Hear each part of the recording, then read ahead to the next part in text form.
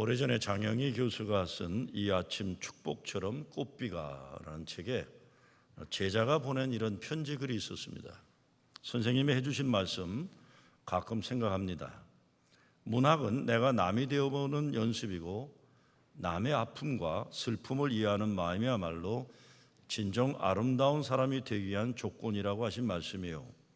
살아가면서 내가 저 사람이면 하고 생각하는 것, 그게 정말 많은 도움이 되는 것 같아요. 그래서 오늘 이 구절이 본문 사마리아 여인을 만나시는 예수님을 생각나게 합니다.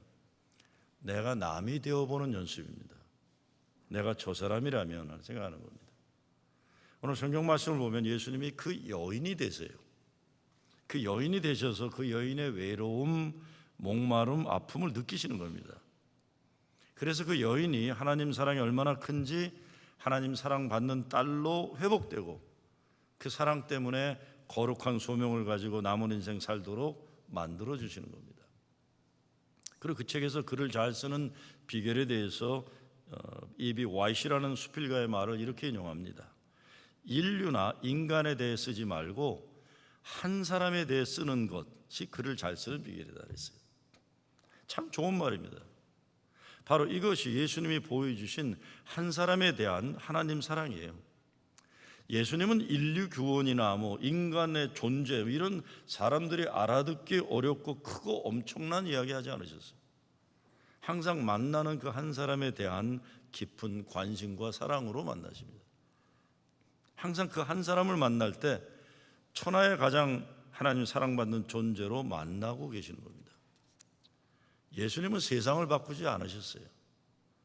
예수님은 세상을 바꿀 제자들을 삶을 바꿔놓으신 겁니다.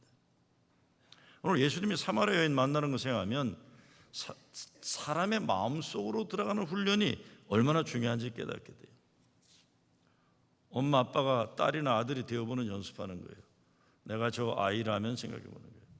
남편이 아내가 되어보는 겁니다. 아내가 남편이 되어보는 연습하는 거죠. 젊은이들이 노인들이 되어보는 겁니다. 회사 사장이 직원이 되어보는 것이고 직원이 사장 되어보는 거예요. 그래서 내가 중심이 아니라 내가 사랑해야 할 사람, 내가 돌봐야 할 사람 속으로 들어가야만 진정한 만남이 가능해지는 것이라는 것이죠. 오늘 예수님이 사마리아로 가야 한다고 결단하시는 것도 한 사람을 만나게 그러시는 거예요. 사마리아 사람들은 유대인들이 가장 싫어하는 오늘 본문은 상종하지 않는다고 그랬어요. 유대인들은 그들과 상종하지 않았고 예루살렘에서 갈릴리 가기까지 사마리아를 지나가면 짧은 길인데 뺑 돌아서 멀리 갔습니다. 사마리아가 싫어가지고요. 이 한 사람이 누굽니까? 사마리아 여인입니다. 이 여인은 사람들이 아무도 다니지 않는 시간에 물을 길러 다니는 거예요. 예수님이 그녀를 찾아가셨어요. 자기 신세가 너무 부끄러운 존재였기 때문에 사람들이 있을 때는 물 길러 가지는 않아요. 그래서 태양볕이 강한 때 여자가 이제 물을 길러 가는 겁니다. 근데 예수님이 먼저 그 여인을 찾았고 대화를 시작하고 물 달라고 그러시죠. 그리고 그 여인의 삶이 변할 때까지 그 자리에 계속 같이 계시는 겁니다. 저는 성경을 읽다가 예수님의 이런 모습에 항상 감동을 받습니다. 세상 사람들에게 소외당하는 한 여인을 만나기 위해 예수님은 사마리아로 가야 한다고 결단하셨고 분명히 문제가 될 만남인데도 불구하고 그 여인을 찾아가는 겁니다. 이 여자의 이름이 없어요. 성경에서 이 여자에 대해서는 이름을 얘기해 주지 않습니다. 그냥 사마리아 여자다라는 겁니다. 이 여인의 마음속으로 한번 들어가 본다면 그 속에는 분명히 이 여인을 아프게 만든 상처가 있고 부끄러운 과거가 있고 그래서 만들어진 자기가 만든 감옥이 있을 것입니다. 그런데 예수님이 찾아가셔서 치유하시고 자유케 하시는 거예요. 바로 예수님과의 만남을 통해 여인의 인생은 달라지게 되는 겁니다. 오늘 본 말씀에 있다 보면 예수님이 그 여인을 묶고 있는 사슬들을 하나씩 풀어주시는 과정을 우리가 보게 됩니다. 오늘 우리도 이 시간 우리 인생이 주님 만나서 달라질 수 있다는 믿음을 가져야 되는 겁니다. 3장에 보면 니고데의 인생이 달라진 것처럼 니고데모라는 남자가 달라졌으면 나도 달라질 수 있다. 4장에 와서 사마리아 여인이 예수님 때문에 인생이 거룩하게 변화됐다면 나도 예수님 만나면 달라질 수 있다. 믿음 가지는 거죠. 어떻게 변화되죠? 첫째, 운명에 맡기고 살던 삶에서 거룩한 소명의 삶으로 변화됩니다. 자기 삶에 별 기대가 없어요. 운명에 맡긴 삶이에요. 자기 자신의 인생의 소망, 꿈 이런 게 없습니다. 부끄러운 과거를 가진 자신이기 때문에 다른 동네 여자들이 모여있을 때는 못 가고 햇살이 쨍쨍 내리쬐는 시간에 물길로 홀로 가야 하는 인생이에요. 친구가 없어요. 이미 5명 남자들과 살았고 지금 살고 있는 남자도 사실은 남자가 남편이 아니라고 예수님은 얘기해요. 우물가에 모여있는 여자들, 때로 동네 여자들 진짜 못돼 먹었잖아요. 자기들끼리 막 모여가지고 그 여자에게 아유 저녀는 저거 어떻게 남자를 6명이나 데리고 살까, 아이고 부럽네, 뭐 이러고들 그러는 거죠. 그런 거 그렇죠. 뭐 그러면서 그 여자 지나가면 뭐 상대도 안 하고 그랬을 거예요. 에이구. 동네 남자들은 비실비실 웃는 거예요. 싱긋싱긋 그 여자만 보면. 제가 전에 어떤 분이 그런 얘기를 한 거 들었어요. 문제가 터진 어떤 사람 얘기를 하다가, 목사님 그분이 그 사람이 쳐다보면 뱀이 칭칭 감겨오는 것처럼 기분이 나빴어요 그러더라고요. 우리 남자니까 그걸 몰랐는데.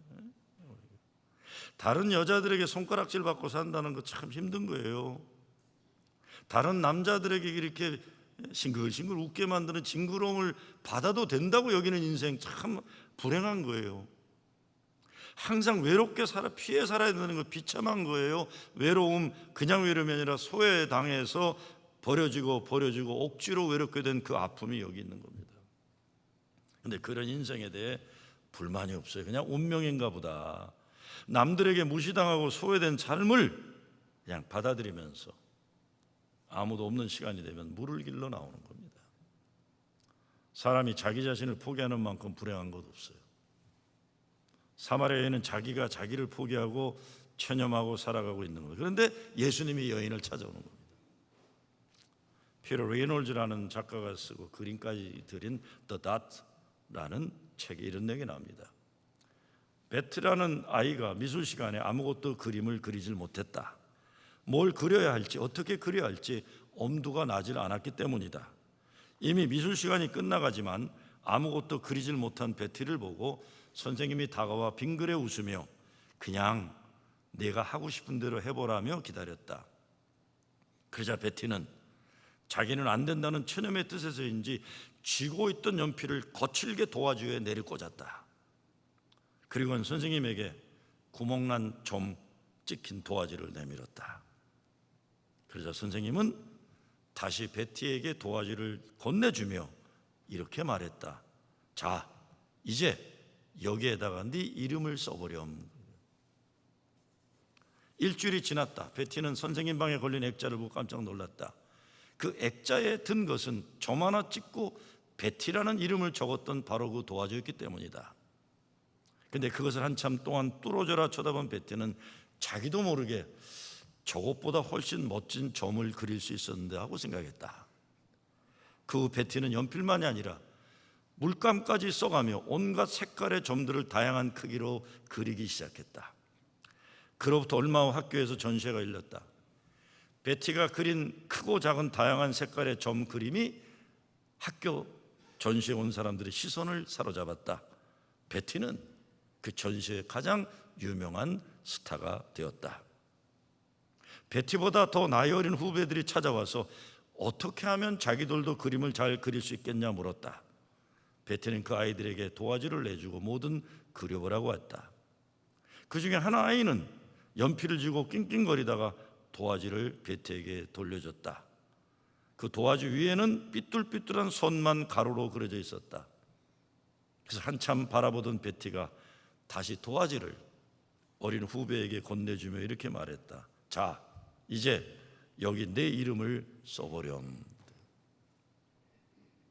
예수님이 자기 이름 없이 살아가던 사마리아 여인에게 오셔서 이제 당신이 그려가는 인생에 당신의 이름을 써봐요 라고 말씀하시는 겁니다. 두 번째, 자기 과거를 전제해서 오늘과 미래까지 단정짓고 살았던 삶에서 새로운 열려가는 미래를 살아가게 됩니다. 11절 말씀에 보면 물 기를 그릇도 없고 이 음물은 깊은데 어디서 이 생수를 마시겠습니까? 어떻게 쌈나이까? 무슨 말입니까? 목은 마르지만 현실 조건으로 생수를 그르기가 불가능하다고 얘기하는 겁니다. 그렇기 때문에 그냥 살아간다는 거예요. 물은 마시고 싶지만 물 기를 그릇이 없다. 음물이 너무 깊다. 이것이 여인의 지난주 삭개와 가졌던 것 같은 존재적인 한계예요. 그게 현실이에요. 우리가 살면서 차라리 모르면 속 편한데 내가 잘 알고 있는 내 문제들이 얼마나 많아요. 그래서 더 가슴 아픈 거예요. 남들은 모르지만 내가 내 문제를 알잖아요. 물 기를 그릇만 있으면 되겠는데 음물이 왜 이렇게 깊기만 한가? 이런 겁니다. 내 나이가 10년만 젊어도 좋을 텐데 나이예요. 한 10만 불만 누가 도와주면 한번 다시 해보겠는데 돈이에요. 내가 미국에 좀 일찍 와서 영어만 좀 해도 한번 해보겠는데 언어 장애가 문제예요. 이 물 기를 그릇 때문에 여러분의 인생의 한계를 경험한 적이 있으실 겁니다. 지금도 여러분이 이것 없어서 한계를 느끼는 그 물 기를 그릇이 있어요. 저는 성경 읽다가 그런 생각할 때가 많습니다. 구약도 그렇고 신약에도 보면 사람들은 자기에게 주어진 현실 문제를 현실적으로 잘 판단하고 포기하기도 하고 그냥 체념하고 그 나름대로 열심히 최선 다하려고 해요. 하나님은 계속 집요하게 찾아오셔서 심각하게 놀라운 계획을 말씀해 주시고 찾아오시고 또 찾아오고, 사람들은 일찍 알아서 포기하고 그냥 거기에 따른 판단을 내리고 받아들이고 살아가는데 신약에 보면 예수님은 전혀 그것을 인정하지 않으시고 너 살아날 수 있다, 너로 일어날 거다, 너 달라질 수 있다, 내가 너 사랑한다, 계속 집요하게 해요.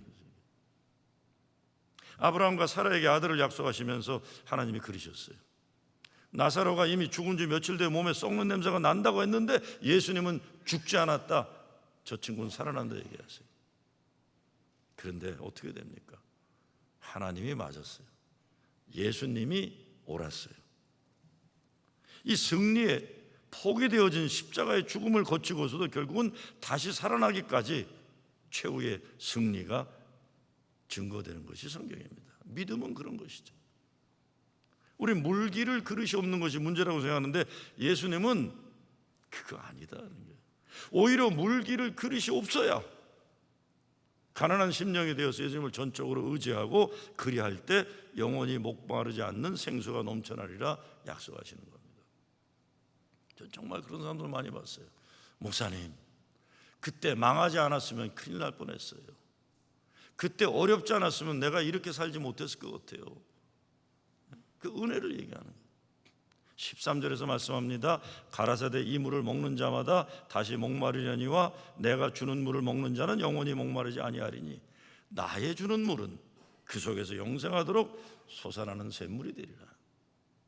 보세요. 여인은 하루하루 먹고 마실 물만 알고 있는데 예수님은 전혀 다른 영원히 마르지 않고 솟아나는 샘물을 말씀하고 있습니다. 우리는 모를 때가 있어요. 아이들 자랄 때 보면 우리 아이들이 아버지인 나에게 바라는 것들이 있는데 사실 그것만이 아니라 나는 애들이 바라는 것보다 다 줄 수 있다는 걸 내가 알아요. 얘들이 감당할 수 있다면 다 줄 수 있는 거예요. 자식들에게 필요한 것만 그 아이들이 이거 놔줘, 아빠 해줘 그러지만 나는 다 줄 수가 있는 거예요. 마찬가지로 우리 하나님과의 관계도 똑같은 거죠. 우리는 하나님 나 이거 필요해요, 이거 없어요, 저거 주세요 하지만 하나님은 야, 내가 다 너 거다, 내 거. 바로 이것이 예수 그리스도가 십자가에 달려 죽으시기까지 우리를 사랑하신 십자가의 완전한 사랑이에요. 모든 것을 주신다는 약속의 완성이 그것이죠. 여인은 물기를 그릇에 대해 말해요. 그리고 12절에 가면 당신이 야곱보다 더 크니까 자기의 가지고 있던 경험, 자기가 가지고 있는 지식에 야곱보다 위대한 인물이 어딨냐 이런 걸 하면서 예수님 자체를 거부하는 거예요. 그러면서 15절에 보니까 주여 이런 물을 내게 주사 목마르지도 않고 또 여기 물길로 오지도 않게 하옵소서. 그러니까 예수님은 영원한 생명수를 얘기하는데 그냥 운물에 자주 안 달릴 수 있도록 편안한 거를 지금 바라고 있는 거예요. 이 여인 자기 경험과 상식 안에서 하나님을 판단하는 것이 바로 우리 자신들의 모습일 수 있는 거죠. 우리의 믿음이 여기에 항상 머물러 있는 거예요. 아직 우리는 예수님이 제시해 주신 그 세계를 알지도 경험하지도 못했기 때문에 그런 겁니다. 신앙생활도 마찬가지예요. 어떤 분들은 그냥 자기가 과거에 알았던 그거를 못 넘어서요. 그냥 자꾸 옛날에 좋았던 것만 자꾸 해서 더 고상하고 더 높고 더 새로운 세계에 대한 어떤 소망이나 노력이 없이 그냥 자기 수준에 맞춰서 교회를 격을 떨어뜨리려고 예수님에 대한 자기가 믿음이 약하니까 예수님의 수준을 떨어뜨리려고 하는 것들이 얼마나 많은지 몰라요. 우리가 필요한 건 믿음입니다. 주님, 아들을 고치라고 그러니까 아버지가 뭐라 합니까? 믿음 없은 나를 용서하여 주시옵소서. 내가 믿습니다 그러는 거예요. 나는 정말 예수님이 얘기하시는 그거를 감을 잡지 못하겠습니다. 그렇지만 주님, 내가 주님만 믿고 전적으로 순종하겠습니다. 나의 우둔함도 미련함도 부족함도 주님 앞에 내어놓습니다. 말씀 믿고 의지하고 순종하렵니다. 나에 대한 주님의 뜻 이루어 주시옵소서. 이 순종이에요. 믿음이란 어떤 의미에서 땅바닥에서 기어다니던 인생이 하나님 믿고 높고 넓은 세상을 향해 날아가는 겁니다. 활주로를 뱅뱅 도는 비행기가 아니라 어느 순간에 박차고 하늘을 향해 태평양을 건너가는 거예요. 여러분들 잘 아시는 최인호 씨가 암에 걸려 투병하면서 암과 투병하면서 깨달은 삶의 지혜를 인생이란 제목으로 책을 냈어요. 그 책에 보면 프랑스 시인 아폴리네르의 벼랑 끝으로 오라는 시가 나옵니다. 이렇게 되어 있어요. 시가 그가 말했다. 벼랑 끝으로 오라. 그들이 대답했다. 우린 두렵습니다. 그가 다시 말했다. 벼랑 끝으로 오라. 그들이 왔다. 그는 그들을 밀어버렸다. 그리하여 그들은 하늘을 날았다. 이렇게 돼 있어요. 그는 그들을 밀어버렸다. 그리하여 그들은 날았다. 눈에 보이는 현실은 낭떠러지 밑으로 추락하는 것인데 믿음의 사람들은 leap of faith, 하늘을 알게 되는 도약을 하게 된다는 것입니다. 세 번째, 예수님을 만나 인생에 대해 반전의 새 역사를 살게 됩니다. 오늘 예수님과 사마리아 여인의 만남은 참 문제가 많은 만남이겠죠. 유대인과 사마리아예요. 서로 민족 감정이 안 좋아. 인종 감정, 남녀가 아니에요. 외딴 곳에 과거가 많은 여인과 만남, 삼류신문의 스캔들로 이루어지게 딱 맞은 조건이에요. 그러니까 제자들이 나중에 와서 보고는 뒤에 나중에 읽어보시면 나옵니다. 선생님 왜 저러시나 그러잖아요. 아마 제자 우리 선생님도 남잔가 보다 이러는 거예요. 그런데 예수님은 그런 오해를 무릅쓰고 그 자리에 그냥 앉아서 이 여인이 변할 때까지 대화를 하고 계신 거예요. 여인의 말투가 천박하다느니 예의가 없다느니 그러니까 네가 그렇게 산다느니 그러지 않았어요. 이 여인의 마음이 열려 그 속에 담겨있는 생명의 목마름이 터져 나오기까지 그 자리를 떠나지 않으시는 겁니다. 이렇게 시작된 만남에서 이 여인은 예수님을 처음에는 미스터 선생님이라고 불러요. 그렇죠? 나중에 어떻게 됩니까? 한참 뒤에 가다 보면 마스터라고 11절에 불러요. 이 모든 과정을 눈여겨보면서 그 여인의 인생이 근본적으로 변화되어 천박한 여인에서 생명의 복음을 전하는 선교사가 되는 끈질기 삶의 변화를 예수님이 그 자리를 지키시는 거예요. 이 변화가 신앙생활에서 가장 중요합니다. 때로 보면 교회에 보면 문화적인 크리스천들이 너무 많아요. 그냥 교회 생활 재미나니까 뭐 나는 이것도 하고 저것도 하고 뭐 성가대도 하고 그러니까 난 이게 재미나다. 이게 내가 하는 일이다. 그거 아니죠. 내가 내 삶을 주님에게 저분이 나의 주님이시라고 고백하는 입으로 시인하고 마음으로 믿어 구원에 이르는 여기까지 가야 되는데 그냥 내가 재미나니까 문화 여가선 형성들을 그게 다라고 생각하고 이게 좋다고 그러고, 나의 주님이 예수님이 되셔야 돼. 내 인생 모든 기준이 예수님 말씀이고 나의 주인이 저분이시다. 순종하는 역사. 그래야 삶의 거룩한 변화가 이루어지는 거죠.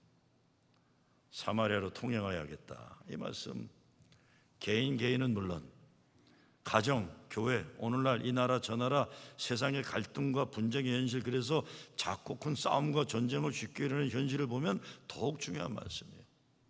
나와 내가 상종하지 않는 사람 속으로 들어가야 된다 이겁니다. 어제 낮에 미국 교회에서 목회하는 제가 볼 때 정말 우수한 목사가 저를 찾아왔어요. 지난 6월에 제가 교회 목회 수양에 뉴욕 연회를 갔다 온 다음에 뉴욕 연회 현실을 생각하면서 나는 이러이러해서 동성애 문제에 대해서만큼 나는 진보적인 입장보다 한인교회 보수적인 입장을 내가 존중하고 그 편에 선다, 뭐 이런 글이에요. 여러분 기억하실 거예요. 그거예요. 그런데 오랜 10여 년 만나지 못했던 후배가 댓글을 쓴 거예요. 목사님 이제 나이 드시니까 악한 보수 세력들과 야합하시는군요. 이렇게 썼어요. 잘 들어보세요. 목사님 이제 연세 드시니까 악한 보수 세력들과 야합하시는군요. 얼마나 강한 언어예요, 그렇죠? 그래서 제가 나이 든 건 사실인데 악한 그룹과 야합했다는 건 좀 심한 것 같다, 그렇게 썼어요. 그 친구도 써놓고는 아마 후회한 것 같아요. 그 다음에 사실은 이러고 나온 거여서 내가 거기다가 잘못하면 어떻게 됩니까? 사실 힘의 균형에서는 제가 훨씬 힘이 많은 사람이에요. 그러면 제가 말을 해도 더 이상 공격하기는 어렵고 이 사람 또 다른 사람들이 매장당할 수도 있어서 내가 뭐라고 그랬냐면 이렇게 심각한 얘기는 페북에서 하지 말고 프로싱에 와서 밥 한 그릇 먹으면서 다시 하자 그랬어요. 그거 잊어먹었는데 어제 목사님 나 밥 한 그릇 사주세요. 그래서 내려왔어요. 이제 오랜만에 얼마나 반가워요. 제가 사실 제일 좋아하던 옛날에 80년 90년대 좋아하던 후배예요. 그래서 점심도 같이 먹고 빙수도 사줬어요. 빙수 왜 그렇게 비싸요? 14불 70전인데 빙수 사줬어요. 이런저런 얘기를 하다가 제가 이런 질문을 했습니다. 야, 근데 어떻게 올해 2월 교단 특별총회가 있기 전까지는 서로 그리스도 안에 현 형제라고 그러고 자매라고 그러고 우리 교단은 서로 연결되어 있는 다양성 가운데 일치를 이루는 자랑스러운 교단이라고 그러다가 갑자기 이제는 서로 진영 논리에 빠져가지고 이렇게 상대방을 악한 집단으로 공격하게 되는 것인가? 그때 그 친구가 하는 말이 목사님 이제는 전쟁인 것 같습니다. 그래요. 대화로 풀어나가기에 너무 멀리 온 것 같습니다. 그래요. 그래서 제가 그랬어요. 이제 밥도 먹었지 빙수까지 사줬으니까 마음이 이제 잘 가라앉았으니까 우리가 해야 할 일은 백인들이 만들어 놓은 싸움에 대리전쟁하지 말고 교회가 해야 할 본질을 지키고 목회 잘하는 일에만 집중하는 건 아니냐 그랬어요. 나는 그까지 또 한마디 했어요. 나는 진짜 내가 뉴욕에 오면서 너가 얼마나 잘하고 있는 거 보고 싶었다 그랬어요. 싸워서 이길 수 없는 전쟁, 아무도 행복할 수 없는 싸움에 끼어들지 말아야 된다 그랬어요. 참 신기한 것이에요.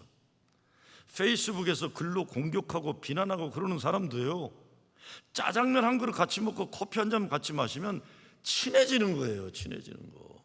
우리가 언제 그랬지 이렇게 된 게. 내가 속으로 지하실을 끌고 갈 만한 상황이었어요. 그거는 내가. 그렇잖아요. 목사님 연세 드시고 보니 악한 보수 집단과 야합하시는 거죠. 이게 뭐예요 선배한테. 근데 내가 그 사람이 진심으로 그랬다는 생각이 안 들었기 때문에, 그리고 제가 화를 내면 제가 부끄러운 사람 되는 거예요. 야, 밥 한 그릇 먹자. 거기다가 밥까지 안 될 거니까 14불짜리 빙수까지 이렇게 사주는 거예요. 사람이 만나서 밥 같이 먹지 않으면서 사상이니 이념이니 신앙 이런 거 가지고 싸우다 보면 쉽게 원수가 돼요. 근데 예수님은 사람을 만나시고 같이 먹고 마시고 이야기 나누세요. 그렇죠? 그러면서 사람이 변화되게 하시는 게, 우리 인생에서도 만나기 싫은 사람들 있고 가기 싫은 길이 있는 거예요. 뭐 아니나 다를까요? 페이스북에 그 사건이 있으니까 딴 사람들이 이제 그 내 후배에 대해서 자꾸 말하는 거예요. 뭐 어쩌고 저쩌고. 아무래도 제 편이 더 많을 테니까요. 권력은 내 편에 있으니까요. 근데 그거 참 가슴 아픈 거예요. 젊은 사람은 나이 든 사람에게 이렇게 함부로 공격할 수 있어도 나이 든 사람은 젊은 사람을 짓밟으면 안 되기 때문에 나도 참는 거예요. 참는 거예요. 근데 뭐 밥 한 그릇 먹고 나니까 금방 풀리더라고요. 근데 예수님은 그 길을 가야 하고 만나야 하고 담을 뛰어넘어야 한다고 말씀하는 겁니다. 우리는 왜 유대인들이 그렇게 사마리아 사람들을 싫어했는지, 왜 예수님이 이렇게 집요하게 유대인들에게 사마리아인들에 대해서 계속 말씀하시는지, 선한 사마리아인도 그렇고 나 환자 10명 중에 감사하다고 얘기한 그 사마리아 나 환자밖에 없고 사마리아 여인 얘기예요. 잘 아시는 대로 아시리아의 제국에 먹혀가지고 이스라엘이 멸망해가지고 당시 귀족 출신들과 지식인들은 다 아시리아의 포로로 끌려가고, 그 땅에 남아있던 사람들은 무지랭이들이 남아있었는데 이 무지랭이 남아있는 것에다가 아시리아 제국이 민족 혼합 정책을 써가지고 자기네 사람들 보내가지고 다 민족의 인종을 혼합시킨 거예요. 그럼에도 불구하고 이 사람들은 언제라도 민족의 지도자들이 다시 돌아오기를 기다렸던 거예요. 그게 사마리아 사람들이에요. 70년 세월이 지나고 민족의 지도자들이 다 본국으로 귀향했을 때 이 사람들은 기다렸던 거예요. 저분들이 오시면 우리가 이제 이스라엘의 민족의 주권이 회복되는 날 우리도 같이 이르라. 그래서 느헤미야가 성전을 재건하려고 그럴 때 성벽을 사마리아 사람들이 찾아오잖아요. 우리도 같이 돕게 해달라. 그때 느헤미야가 뭐라고, 더러운 너희들은 여기 참여 못한다는 거예요. 얼마나 가슴 아픈 일이에요. 지도자들의 여유가 없었던 거고, 사마리아 사람들이 그래서 그 이후로 유대인들의 왼수처럼 되어보는 거예요. 유대민들에게서 가장 가까운 동족이 사마리아인인데 이스라엘 민족 역사에 가장 부끄러운 역사의 증인들이었기 때문에 그 아픔의 역사를 생각하면서 오히려 품어줘야 할 사마리아인들을 멸시해버리는 겁니다. 네, 예수님은 예루살렘에서 갈릴리로 가는 길에 사마리아를 반드시 통과해야겠다고 말씀하는 거예요. I must get through Samaria. 이스라엘은 부끄러운 역사의 증거인 사마리아 사람들을 경멸했지만 예수님은 이스라엘 민족이 사는 길은 사마리아로 들어가는 것이라고 말씀하는 겁니다. 이것이 결국 안 지켜지다가 사도행전에 와서 스데반 집사가 죽고 사도들은 순교를 각오하고 예루살렘에 남고 평신도들이 결국은 흩어져 가면서 사마리아에 들어갔고, 그러면서 나중에 사도행전 11장에 가면 안디옥에서 비로소 그리스도인이라 불리움 받게 되는 겁니다. 그리고 안디옥 교회는 세계 선교의 중심이 되는 거예요. 사마리아가 들어갔을 때 초대교회는 하나님이 기뻐하신 선교의 장이 열리게 됐던 겁니다. 우리들은 모두 나름대로 사마리아를 가지고 살아가고 있어요. 그래서 남들에게 알리기 창피하고 그래서 오히려 더 숨기고 싶은 것들이 있어요. 그러나 언젠가는 그것을 내가 인정하고 끌어안아야 돼요. 때로 이것 때문에 고난의 십자가를 져야 할지도 몰라요. 그러나 예수님은 사랑과 생명을 위해 사마리아로 통과해야만 한다고 말씀하는 겁니다. 여러분, 용서하기 어려운 미워하는 사람이 있죠?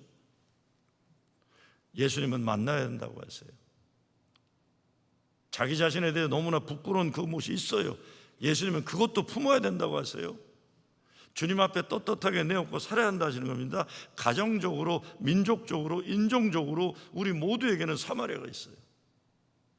이 만남을 위해 예수님은 십자가에 달려 죽으신 겁니다. 오늘 이 본문 시간이 없어 안 읽었지만 28절에 보면 여자가 물동이를 버려두고라고 했어요. 그 여인에게 있어서 물동이는 무척이나 중요했던 생존의 수단인데 이제 이것을 버려두고 동네로 뛰어가요. 예수가 그리스도심을 증거하기 위해서. 사람들에게 버림받은 여인이 이제 하나님 부름받은 여인이 되어서 세상으로 들어가는 거예요. 우리 인생을 생각해 보면서 우리들도 운물가 앞에서 물동이 들고 그것이 인생의 전부인 양 운물가를 오가던 인생이 그것을 포기하고 생명수를 주는 예수 그리스도를 붙잡고 사는 변화가 일어나야 됩니다. 물동이가 내가 새 물동이다, 금물동이다, 은물동이다, 물동이가 얼마나 좋은가를 자랑하던 삶에서 물동이를 내려놓고 이제는 예수가 그리스도임을 증거하는 삶을 위해 뛰어나가는 거죠. 우물가에 떳떳하게 몰려다니며 살던 문제없던 여인들보다 사마리아 여인은 세상적으로 불행한 여인이었지만, 그러나 이 여인은 예수님을 만났고 주님으로 영접했고, 그로 인해 그녀의 인생은 거룩하게 변화되는 겁니다. 우리 목마른 인생도 주님 만날 때 영원히 목마르지 않은 생명수를 주님이 주시는 거죠. 우리 자신도, 우리 가정도, 우리 민족도, 이 땅 인류의 오늘과 내일도 목마름의 현실은 예수 그리스도를 만날 때만 해결되는 겁니다. 예수님 만나 삶이 변화되는 거예요. 몇 해 전 여름인데, 저는 이제 머리가 좀 길면 견디질 못했는데 모임 있다 갔다가 자꾸 머리가 길어지니까 점심시간에 제가 미장원 한 군데 그냥 찾아갔어요. H마트에 있는 미장원에 들어갔어요. 시카고에. 제 머리를 깎아준 아가씨가 열심히 머리를 깎아주더라고요. 그래서 고맙기도 해서 말을 붙였어요. 아가씨, 시카고에 산 지 오래됐어요? 왜냐하면 제가 시카고에 20몇 년을 살았기 때문에 혹시 아는 사람인가 해서 했더니 얼마 안 됐어요. 조금 있다. 미국 생활 재미나요? 사는 게 다 그렇죠. 미장원 일은 할 만해요? 먹고 살려면 할 수 없죠. 그래요.